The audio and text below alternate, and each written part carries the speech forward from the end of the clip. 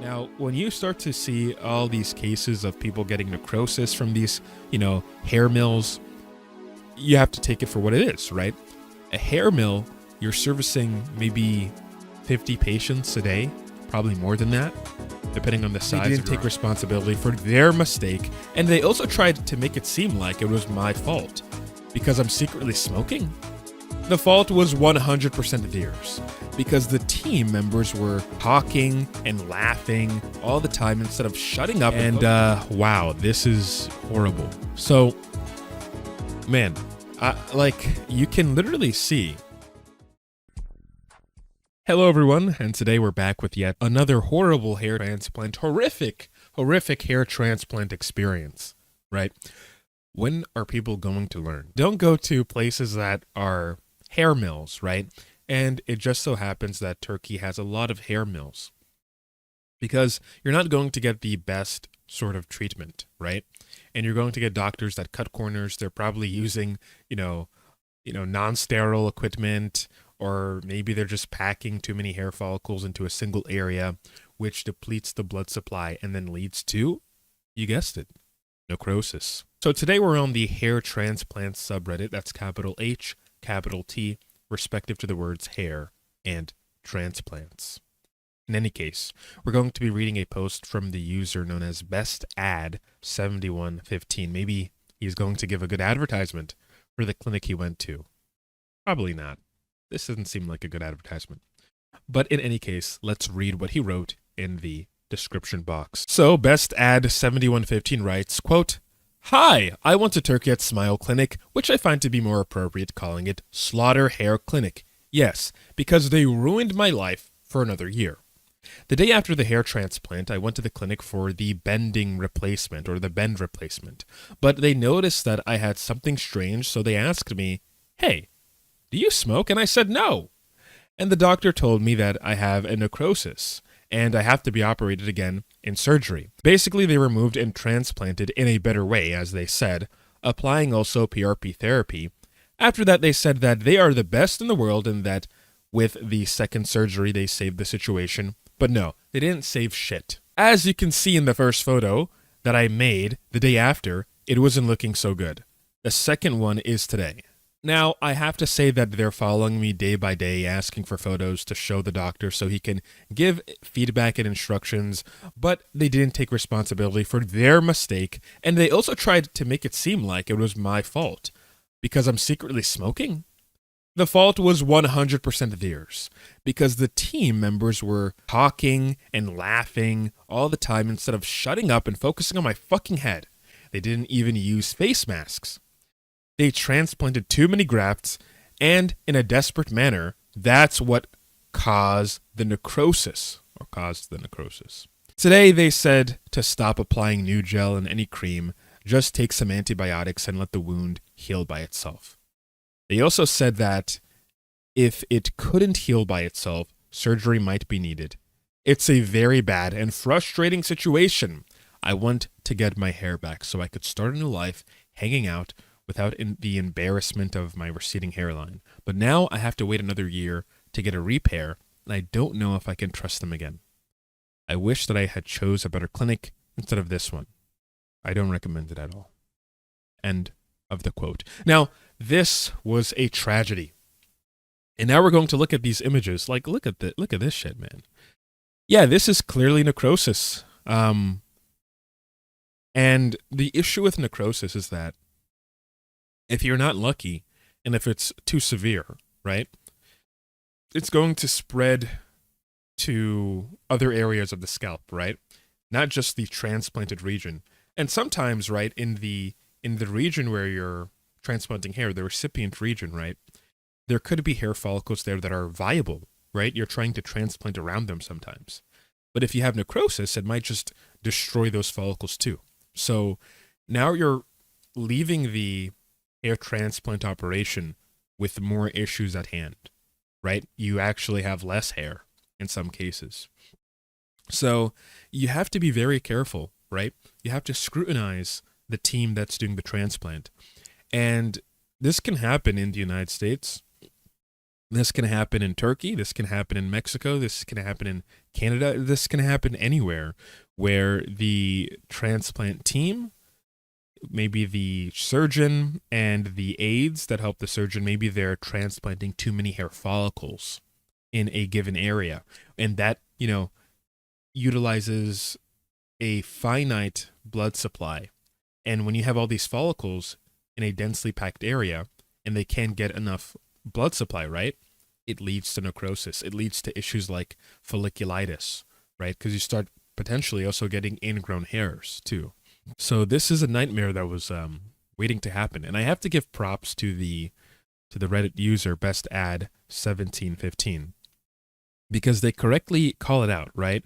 What actually caused the necrosis. And they said, quote, they transplanted too many grafts and in a desperate manner, that's what caused the necrosis. So they actually, were able to identify what happened.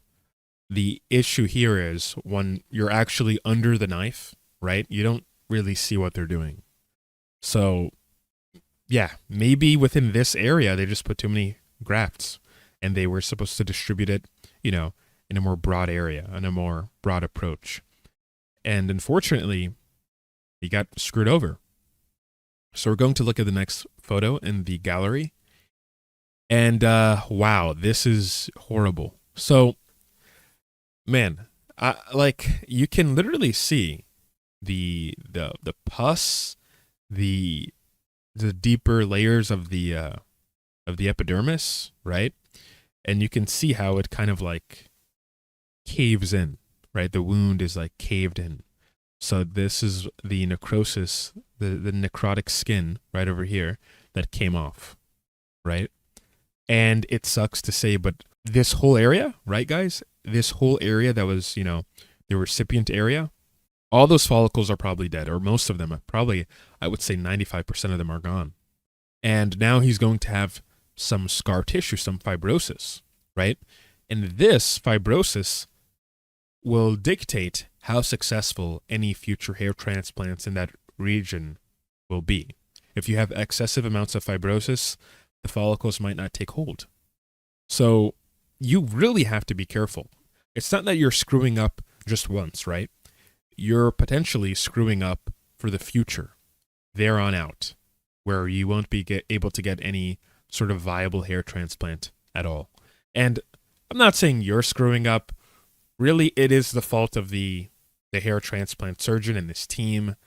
But you guys, be very careful what clinic you pick. This is horrible. And this was from the Smile Clinic from Istanbul, Turkey. Now, when you start to see all these cases of people getting necrosis from these, hair mills, you have to take it for what it is, right? A hair mill, you're servicing maybe 50 patients a day, probably more than that, depending on the size of your operation. So the more patients you serve in a day, the likely you are going to have patients that walk away with these issues. But also, the harder it is to control for things like sterility, especially if you're doing multiple hair transplants in a single room, right? So you really can't ensure that you're getting the best sort of, process flow when it comes to such an operation. This sucks, right? And I feel bad for this user. This post was made March 3rd, 2025. And at the time I'm recording this video, it's March 13th, 2025. It should be scheduled for sometime in April 2025. So let's look at the comments. You can see here everyone saying they're sorry that this happened, and they want him to, heal quickly. Somebody says in the comments, cheap is expensive, they say. It's not just about price, right? There are people who go to Turkey who, pay cheap, very cheaply, right? And they get, fantastic results, right? In most cases, they get mid results, right? But there are so many cases where people walk away being worse off, right? Whether their donor zone or, their donor zone is completely depleted, or whether they're, they have like necrosis or some crazy infection like a folliculitis. Like this is horrible, guys. Right here, like this dead tissue, it's horrible. but luckily it didn't get his entire scalp. And I've also seen cases where the donor area where they've extracted follicles from gets necrosis as well. And that's due to, directly due perhaps to, not having sterile equipment, right? Because when you're extracting hair follicles from the donor area, you're not really starving any blood supply, right? So maybe you introduced some sort of microbial life that is wreaking havoc in the area.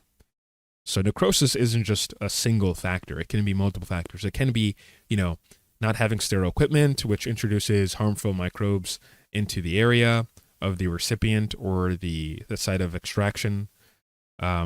Or it could also be in the recipient area, maybe you have put too many hair follicles, right? It could be both or many, factors that, become a major issue. So, guys, just don't mess up like this dude did. God bless him. Hopefully things turn out for the better, but I don't think they are. So, guys, if you have any questions, regarding hair transplants, or maybe just, you want to understand the literature better when it comes to hair loss treatments, I do non-medical hair loss consultations, which you can find in the description below. There's a link to my consult page where you can sign up. And there, we can talk about the literature.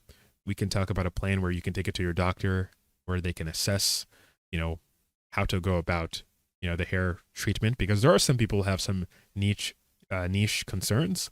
So obviously all that's in the description. And yeah, guys, please don't make this mistake. This is just horrible. And yeah, that's pretty much it for this video. Awful.